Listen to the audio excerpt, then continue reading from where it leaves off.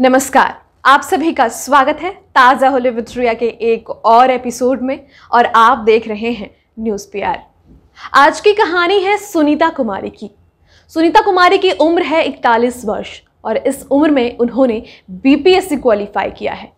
इस उम्र में शायद ही कोई सोचता है कि वो सिविल सर्विसेज ज्वाइन करेगा और राज्य को या फिर देश को अपनी सेवा देगा, लेकिन सुनीता का यह सपना बचपन का सपना था और आखिरकार इन्होंने इसे पूरा कर ही लिया।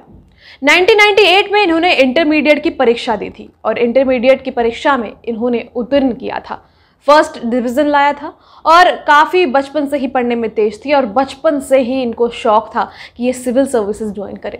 लेकिन कहते हैं जिम्मेदारियां के आगे क्या ही कर सकते हैं। जिम्मेदारियां थी इनके सर पर। उसके बाद 2002 में इनकी शादी करवा दी गई और उसी बीच इनका एक बेटा और एक बेटी भी हो गए। बेटी अभी इंटरमीडिएट की परीक्षा देने वाली है और बेटा 9वीं कक्षा का छात्र है।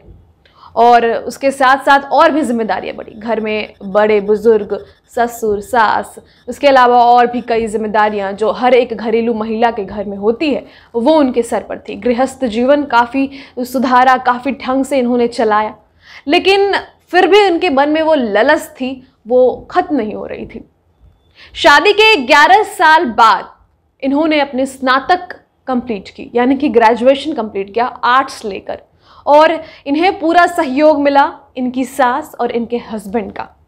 11 साल बाद जब इन्होंने स्नातक पूरा कर लिया तो इनके बेटा और बेटी भी इनका खूब ध्यान रखते थे, खूब सहायता करते थे और पूरा ट्राई करते थे कि वो उन्हें डिस्टर्ब ना करें। अब जब स्नातक ये पास कर चुकी थी तो इनके पास अब एलिजिबिलिटी थी कि वो किसी भी प्रतियोगी परीक्षाओं में शामिल हो सके। बस क्या था, बीपीएससी की तैयारी इन्होंने शुरू कर दी। सारा काम पूरा कर 7 घंटे का समय अपनी पढ़ाई को दे दी थी और उसका रिजल्ट क्या हुआ ये हमारे आंखों के सामने है।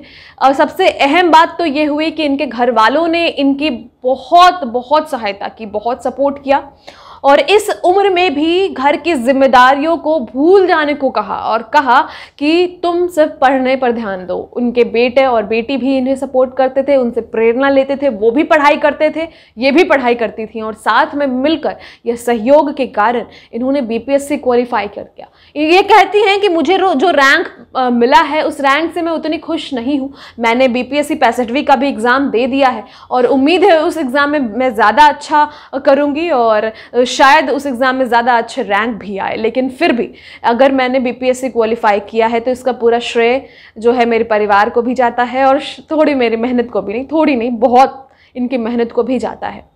रेवेन्यू ऑफिसर के पद पर यह नियुक्त की जाएंगी और इन्होंने यह मुकाम हासिल कर लिया है। बोकारो की रहने वाली हैं और 41 वर्ष की इनकी उम्र है। तो इस वर्ष में जब एक महिला हार नहीं मान रही है तो हम और आप भी हार नहीं मान सकते। तो आपका जो भी सपना है वो बीपीएससी नहीं हो सकता, यूपीएससी नहीं हो सकता आपका सपना कुछ और हो।